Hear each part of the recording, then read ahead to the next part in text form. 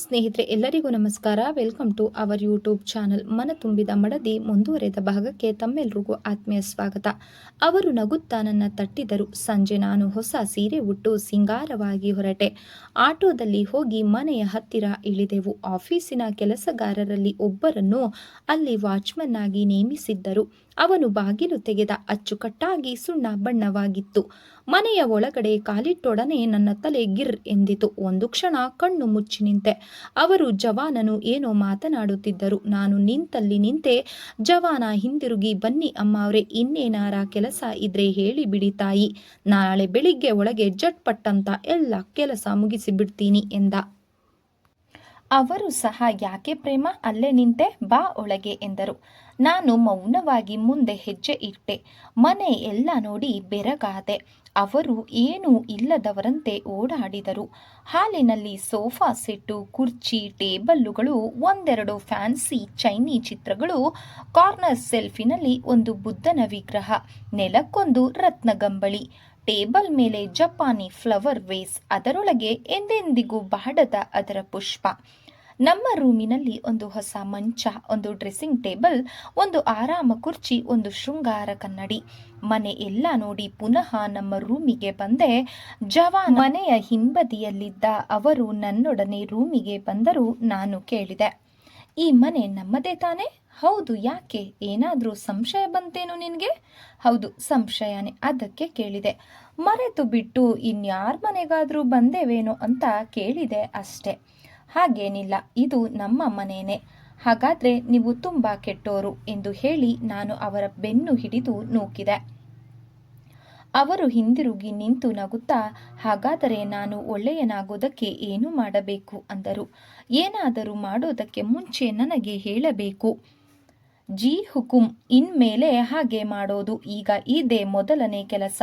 ಈ ಹೊಸ ಮನೆಯಲ್ಲಿ ನನಗೊಂದು ಹೊಸ ಮುತ್ತು ಬೇಕು. ದಯಪಾಲಿಸೋಣವಾಗಲಿ ಎಂದು ಅವರು ನನ್ನ ಹತ್ತಿರ ಬಂದು ನನ್ನ ಮುಖ ಎತ್ತಿದರು.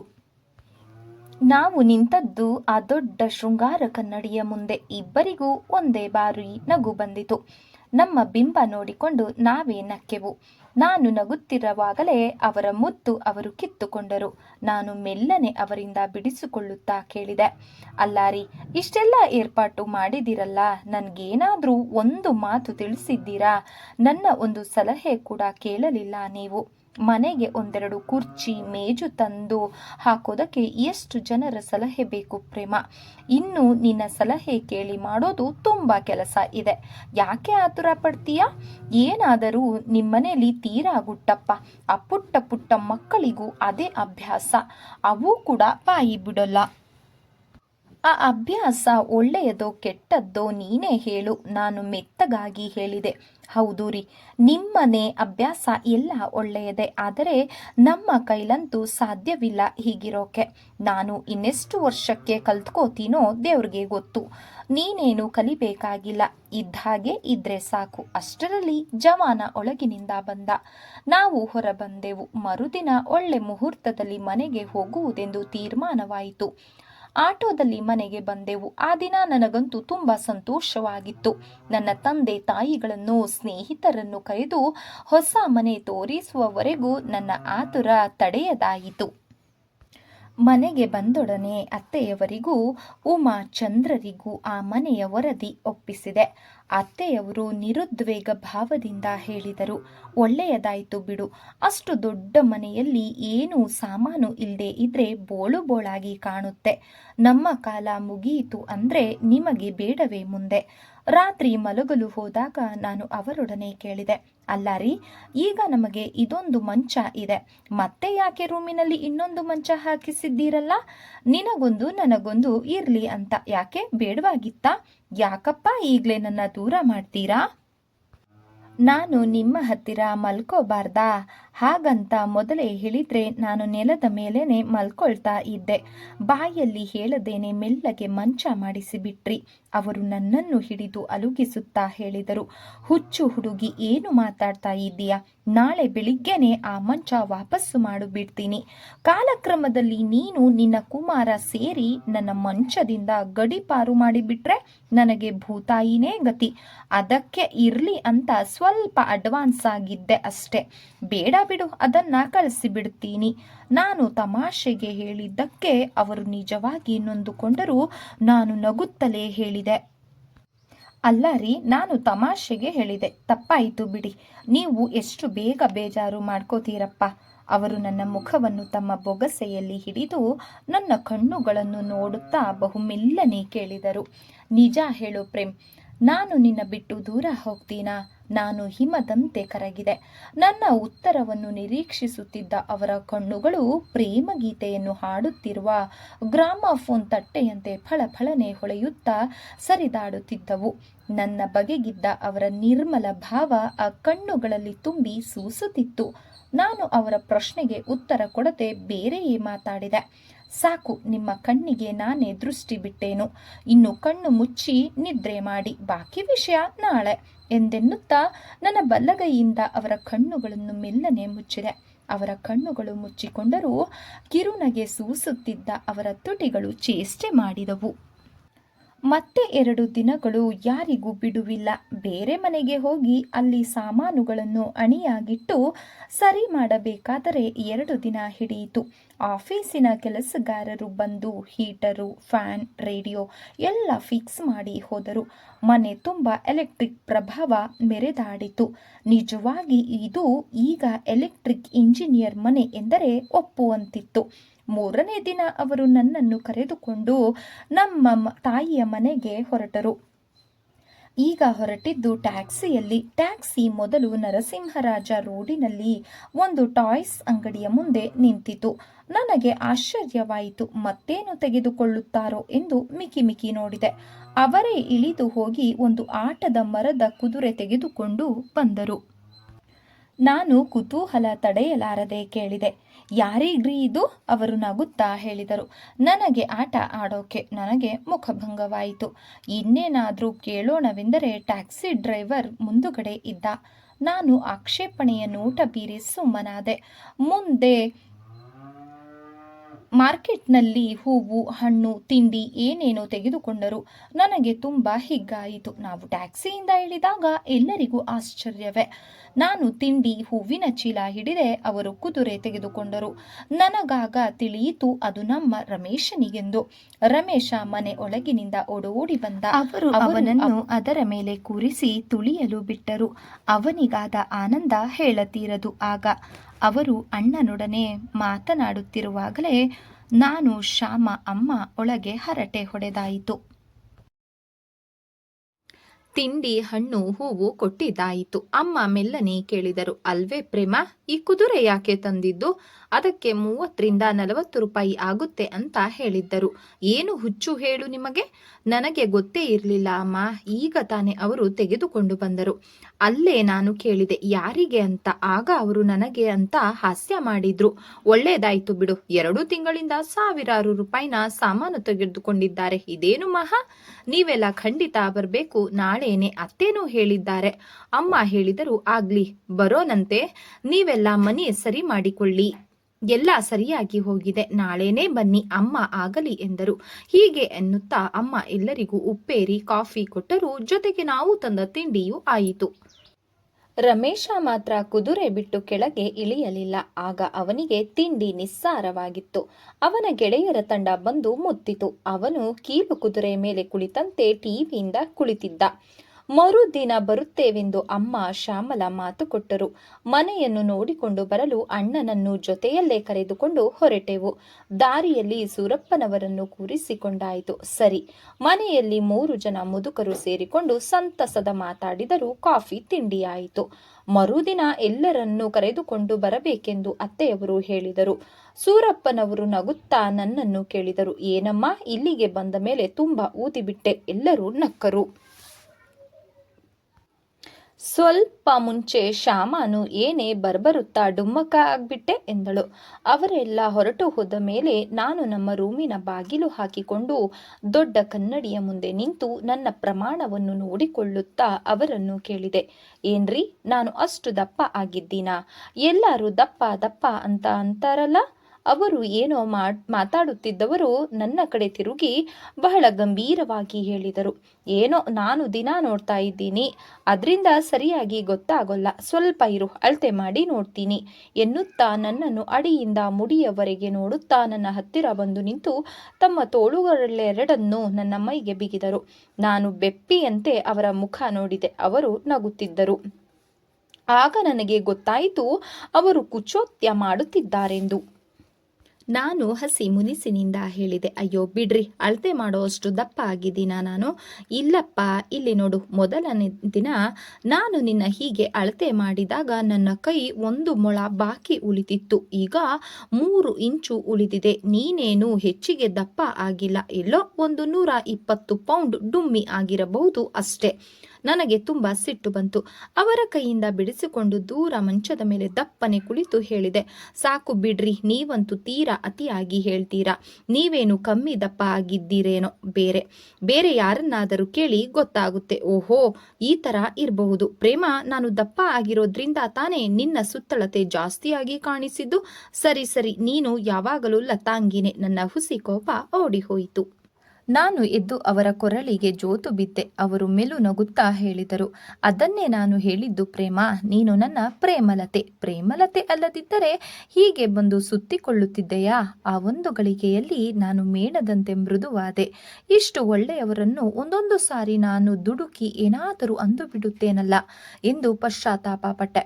ಅವರು ನನ್ನ ಬೆನ್ನು ತಟ್ಟುತ್ತಾ ಮೆಲ್ಲನೆ ಹಾಡಿದರು, ಪ್ರೇಮಮಯವಿಮ ಜೀವನಮ ತ್ಯಾಗಮಯವೀ ಜಗಮೋ. ಅವರ ಮಧುರ ಗೀತೆಯನ್ನು ಕೇಳುತ್ತಾ ಹಾಗೆ ಕಣ್ಣು ಮುಚ್ಚಿ ಹೊರಗಿದೆ. ಸುಂದ್ರು ಇದ್ರೆ ಊಟಕ್ಕೆ ಕರಿಯಪ್ಪ ಚಂದ್ರ ಎಂಬ ಅತ್ತೆಯವರ ಧ್ವನಿ ಕೇಳಿ ನಾವಿಬ್ಬರು ಎಚ್ಚೆತ್ತವು. ಊಟ ಮಾಡಿ ಬಂದ ಮೇಲೆ ನಾನು ಕೇಳಿದೆ, ರಮೇಶನಿಗೆ ಕುದುರೆ ಯಾಕೆ ತಂದು ಕೊಟ್ರಿ ನೀವು?